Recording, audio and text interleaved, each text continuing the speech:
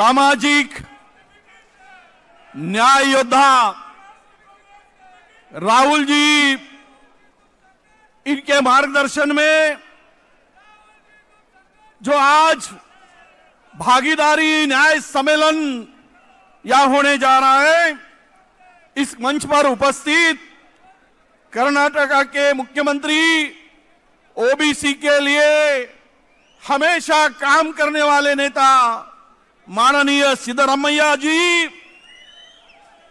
हमारे राजस्थान के पूर्व मुख्यमंत्री, ओबीसी के न्याय के लिए लड़ने वाले नेता अशोक गहलोत साहब, हमारे छत्तीसगढ़ के पूर्व मुख्यमंत्री और ओबीसी के हक की लड़ाई लड़ने के लिए सदा तत्पर रहने वाले बघेल साहब, सचिन पायलट जी, हरिप्रसाद जी, हमारे सफल साहब और जिनके नेतृत्व में ओबीसी संगठन यहां काम कर रहा है, हमारे श्री जयहिंद जी, मंच पर उपस्थित सभी मान्यवर, उपस्थित पूरे देश से ओबीसी की ताकत बनाने के लिए, जो ओबीसी की ताकत बनेगी तो कोई ऐसी सरकार नहीं, जितनी भी ताकतवान हो वो उसको झुकना पड़ेगा।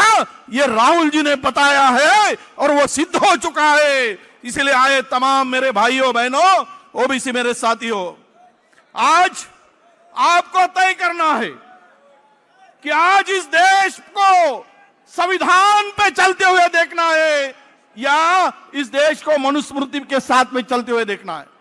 अगर आपको सबको इस देश को संविधान पे चलते हुए देखना पड़ेगा तो आपको पूरी ताकत के साथ राहुल जी के सामने साथ में खड़ा होना पड़ेगा, तभी यह देश चलेगा और पिछड़ों का हक साबित रहेगा, नहीं तो आपका पूरा हक खत्म हो जाएगा।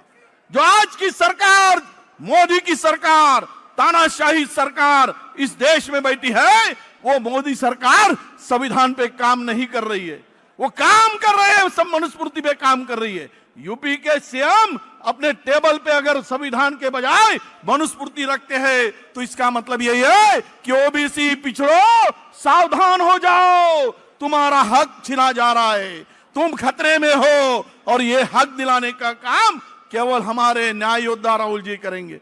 अरे बड़ी बातें कर रहे थे, 56 इंच की छाती बता रहे थे, बोले कि साथी जनगणना हम नहीं करेंगे। राहुल जी ने दाड़ दी, हम करवा के रहेंगे। 56 इंच की छाती को 26 इंच की करना पड़ा और मोदी को झुकना पड़ा और ये ऐलान करना पड़ा। ये ताकत जो बताई है वो हमारे नेता राहुल जी ने बताई है। मेरे भाइयों, आपको जो आज पूरे देश में चल रहा है, प्राइवेटाइजेशन के नाम से कॉन्ट्रेक्चुअल सब बड़े बड़े पदों पर अपना हक मार के भरा जा रहा है, क्रिमिनल के नाम से हमें ठगा जा रहा है और साथ ही साथ आपको यहां पे बताना पड़ेगा कि भाइयों आप कहां हो, वोट आपसे लिया जा रहा है, ओबीसी की बात करके वोट लिया जा रहा है और फायदा किसका होता जा रहा है, फायदा कौन उठाया जा रहा है, इसका भी आप हिसाब करिए। ये जब आसीन सत्ता पर आसीन बैठे जो लोग इसका फायदा उठा रहे हैं, ये पिछड़ा नहीं उठा रहा है तो सबका फायदा ये अगड़ा लोग उठा रहे हैं, बड़े बड़े समाज के लोग इसका फायदा उठा रहे हैं। इसीलिए तुम अब होशियार हो। जो लड़ाई हमारी राहुल जी ने शुरू की है, उन्होंने कोई राजनीतिक फायदे की बात इसमें नहीं देखी, फायदे नुकसान की बात नहीं देखी, केवल इस देश के ओबीसी के हक की बात की। यह फायदा उन्होंने देखा कि मेरा ओबीसी खड़ा होना चाहिए, उनको न्याय मिलना चाहिए। यह नेता ऐसा दोबारा नहीं होगा। इसीलिए बोलता हूं, तुम्हारे दिल में भी आखिरी बात, अरे तेरे दिल में लगी आग है, तेरे दिल में आग, मेरे दिल में आग, अगर बुझाना हो तो राहुल जी के चल साथ, तब ये बुझेगी आग, नहीं तो ये कभी आग नहीं बुझेगी। इसलिए उनके साथ चलना पड़ेगा आपको और तभी आपको न्याय मिलेगा, नहीं तो आपको बर्बाद कर देंगे। वहां बैठिए नागपुर में, किस विचारों से लोग बैठे, नागपुर की संस्था काम करती, उनके इशारों पर, आरएसएस के इशारों, मनुस्मृति के इशारे पर यह देश चलाया जा रहा है। तुम कहां हो? क्या रहा है तुम्हारे हाथ में? तुमको गुलाम बनाया जा रहा है। इस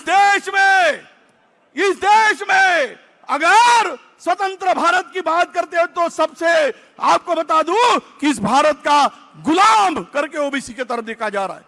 तो आप गुलाम बनना चाहते हैं या हकदार बनना चाहते हैं, यह आपको तय करना है। इसलिए आपको मैं इतना ही कहूंगा कि आपकी हक की लड़ाई राहुल जी ने हाथ में ली है। हम सब मिलकर इस लड़ाई में शामिल हो। ओबीसी के हक की लड़ाई, ओबीसी के अधिकार की लड़ाई, आरक्षण की लड़ाई, नौकरी की लड़ाई, हर क्षेत्र में न्याय राहुल जी देंगे, ये विश्वास आपको देता हूं और मेरे वाणी को विराम देता हूं। धन्यवाद। जय हिंद, जय संविधान।